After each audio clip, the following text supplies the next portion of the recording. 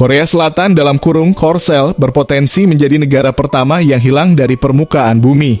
Dikutip dari The Economic Times, hal itu lantaran negara tersebut menghadapi krisis populasi yang parah. Angka kelahiran negara tersebut terus merosot hingga ke tingkat yang sangat rendah. Jika tren ini terus terjadi, populasi Korsel diperkirakan akan menyusut hingga sepertiga dari jumlah populasinya pada akhir abad ini. Hal tersebut menimbulkan kekhawatiran kepunahan nasional yang bakal dialami Korea Selatan. Data statistik Korea yang dirilis pada Rabu 27 November 2024 menunjukkan Korea Selatan mengalami penurunan angka kelahiran sebanyak 8% pada 2023 dibandingkan tahun sebelumnya. Para ahli memperingatkan populasi Korea Selatan yang berjumlah 51 juta jiwa dapat berkurang setengahnya pada tahun 2100 jika tren ini terus berlanjut menurut First Post. Lantas, mengapa angka kelahiran di Korea Selatan terus menurun?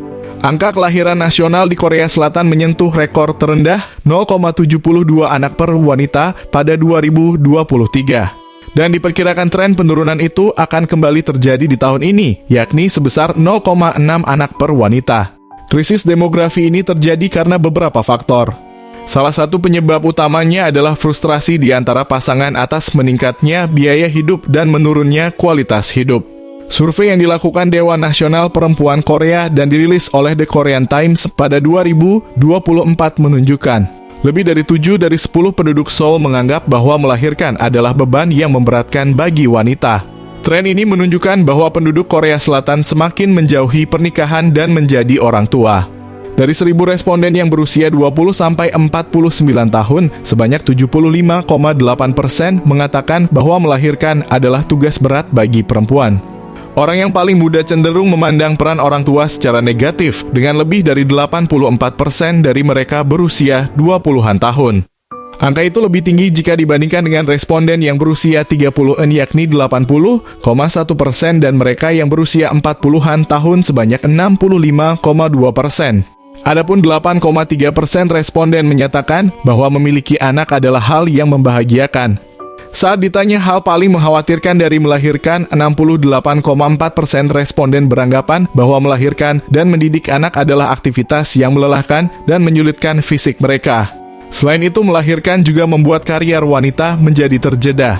Sementara di daerah perkotaan Korea Selatan, banyak perempuan lebih mengutamakan karier mereka. Di sisi lain, biaya pendidikan anak yang mahal juga menyebabkan responden merasa melahirkan adalah tugas berat bagi perempuan. Menurut laporan yang dirilis The Economic Times pada 30 November 2024, salah satu faktor paling signifikan yang berkontribusi terhadap krisis fertilitas adalah kesenjangan gender. Di Korea Selatan, perempuan masih berjuang menjadi kemitraan yang setara.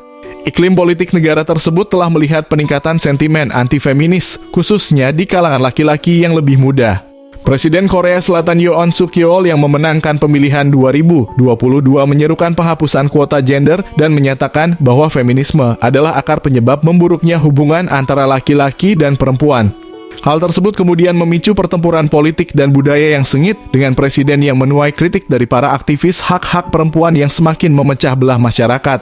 Ketidakseimbangan gender ini kemudian memicu frustrasi baik di pihak laki-laki dan perempuan. Penurunan angka kelahiran di Korea Selatan bermula pada tahun 1960. Saat itu pemerintah khawatir tentang pertumbuhan penduduk yang melampaui pembangunan ekonomi. Akibatnya pemerintah setempat menerapkan kebijakan keluarga berencana untuk menahan angka kelahiran. Pada saat itu pendapatan per kapita Korea Selatan hanya 20% dari rata-rata global, sementara angka kelahiran sangat tinggi yakni 6 anak per wanita. Pada 1982, ketika ekonomi sedang berkembang pesat, angka kelahiran telah turun menjadi 2,4. Angka ini masih di atas tingkat penggantian sebesar 2,1 tetapi menuju arah yang benar. Setahun kemudian, angka kelahiran turun ke tingkat pengganti. Dan sejak saat itu, angka kelahiran telah menurun dengan cepat. Apa yang dulunya merupakan penurunan yang terkontrol dengan hati-hati, kini telah menjadi krisis. Dengan proyeksi yang menunjukkan populasi Korea Selatan menyusut dari 52 juta menjadi hanya 17 juta pada akhir abad ini.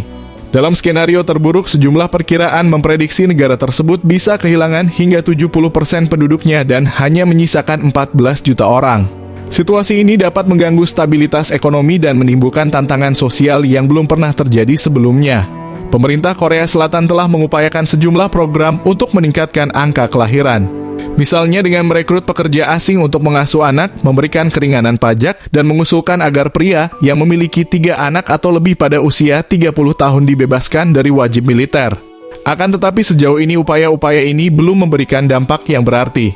Di beberapa negara maju, imigrasi menjadi faktor kunci untuk mengurangi dampak penurunan angka kelahiran. Beberapa pria Korea Selatan, khususnya di daerah pedesaan, menghadapi kelompok calon pengantin yang menyusut sehingga memilih menikah dengan wanita asing seperti Vietnam. Sejak 2000, angka pernikahan pria Korea Selatan dan wanita asing telah melonjak hingga 20%. Namun lagi-lagi, Korea Selatan kurang berhasil dalam menarik imigran. Pernikahan ini justru menunjukkan ketidakseimbangan gender dalam rumah tangga dan masalah budaya yang lebih kompleks.